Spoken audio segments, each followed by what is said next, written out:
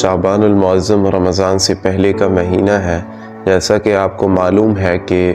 شعبان المعظم کی 15 کی رات بابرکت اور فضیلت والی رات ہے۔ آج ہم اسی شب بارات کی فضیلت کے بارے میں اور چند جو ہمارے اندر غلط فہمیاں ہیں، جو ہمارے معاشرے کے اندر، ہماری سوچ کے اندر، اس کے بارے میں ہم بات کریں گے۔ آگے چلنے سے پہلے ہمارے جو نئے دوست ہمارے چینل پہ ہیں، ان سے گزارش تھی کہ ہمارے چینل کو سبسکرائب کر لیں تاکہ ہماری ہر آنے والی نئی ویڈیو آپ تک بر وقت پہنچ سکے۔ دیکھیے، شعبان المعظم تو خود بابرکت مہینہ ہے، اور اس کے بعد آگے رمضان المبارک بھی وہ مہینہ آ رہا ہے جو سارے مہینوں کا سردار جس کو کہا جاتا ہے۔ اب دیکھیے کہ شب بارات کی فضیلت کیا ہے، اس کے بارے میں حضور پاک صلی اللہ علیہ وسلم کے فرامین موجود ہیں کہ آپ صلی اللہ علیہ وسلم فرماتے ہیں،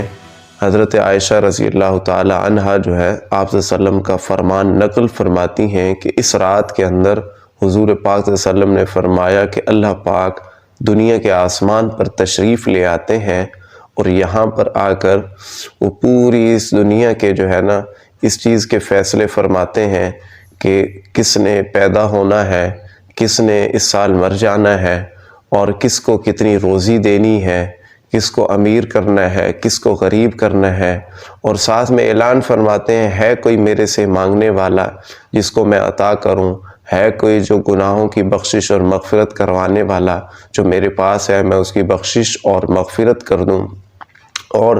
ہے کوئی جو میرے سے رزق مانگے میں اس کو روزی عطا کر دوں، ہے کوئی جو پریشان حال میرے سے اس پریشانی کے بارے میں مانگے میں اس کی پریشانی کو دور کر دوں۔ تو اللہ پاک یہ اعلان فرماتے ہیں 14 شعبان کی شام کو مغرب کے بعد سے، کیونکہ اسلامی تاریخ مغرب سے ہی شروع ہو جاتی ہے، تو یہاں سے وہ اعلان فرماتے ہیں صبح کی اذان تک۔ تو اللہ پاک کے اس رات کے اندر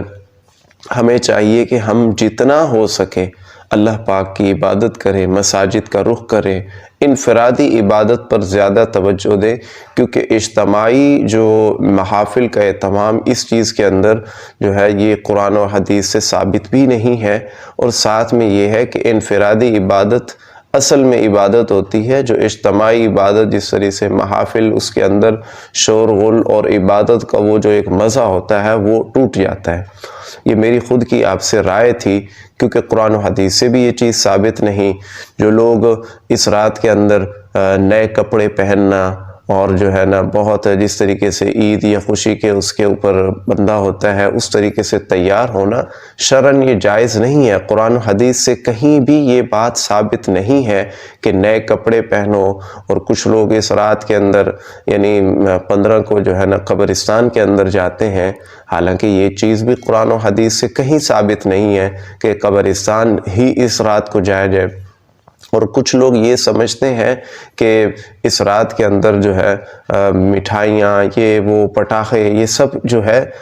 غیر شرعی کام ہے، یہ ایک رسمی کام ہے جو ہمارے معاشرے کے اندر رچے اور بسے ہوئے ہیں، اور جن کو ہم نے خود ہی دین سمجھ لیا ہے، حالانکہ وہ دین کا اس سے دور دور تک کوئی تعلق نہیں۔ اب یہ پٹاخے پھوڑنا یہ سب کچھ کہاں سے آیا؟ پچھلی ہم نے ایک ویڈیو بنائی تھی جو اسکولز کے اندر جو ہم نے اس کی آپ کو ایک مثال دی تھی کہ یہ بالکل ہو بہو ہندوؤں کا تہوار ہولی کی طرح ملتا جلتا یہ ہے، اور ہو بہو جب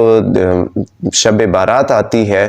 اس تہوار کو ہم نے ہو بہو ہندوؤں کے دوسرا ایک تہوار ہے جس کو کہا جاتا ہے دیوالی، اس کے اوپر وہ پٹاخے پھوڑتے ہیں مذہبی عبادت سمجھ کر۔ ہم نے بھی شب بارات کے اوپر اس کو عبادت سمجھ کے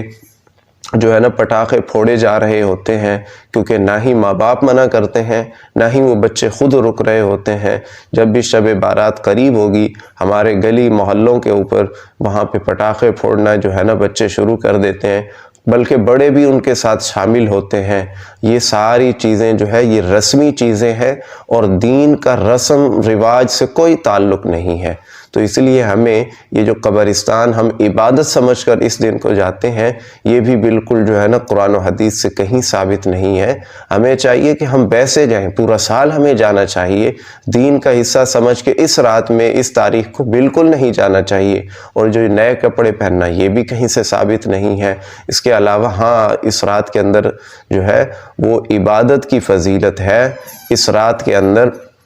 جو ہے دوسرے دن 15 کا روزے کی فضیلت ہے۔ اب یہ دیکھیں عبادت اور یہ فضیلت، یہ جو دونوں چیزیں ہیں، اب اس کا درجہ کیا ہے؟ کوئی ہم سے پوچھے کہ بھئی یہ فرض ہے، واجب ہے، سنت ہے، مستحب ہے، کیا چیز ہے؟ اب دیکھیں اس کے اندر نہ ہی یہ چیز فرض ہے، نہ واجب ہے، نہ سنت ہے، بلکہ یہ مستحب عمل ہے۔ اگر آپ کر لیں گے تو ثواب ہے، اگر نہیں کر پائے، کرنا تو چاہیے، اگر نہیں کر پائے تو اس کا کوئی گناہ نہیں ہے آپ کو، لیکن یہ ہے کہ ایک محرومی ہے کہ آپ اس رات کے اندر عبادت سے محروم ہو گئے۔ آپ کو چاہیے کہ شروع رات کے اندر نوافل ادا کریں، پھر آرام فرما لیں، پھر رات کے آخری پہر میں دوبارہ اٹھ جائیں، اللہ پاک سے ذکر و اذکار، درود پاک، قرآن پاک کی تلاوت اور دعاؤں کا اور تہجد کا جو ہے نا یہ سلسلہ شروع کر دیں۔ اللہ پاک سے اپنی بخشش کروائیں، کیونکہ اس رات کے اندر تمام فیصلے کیے جاتے ہیں۔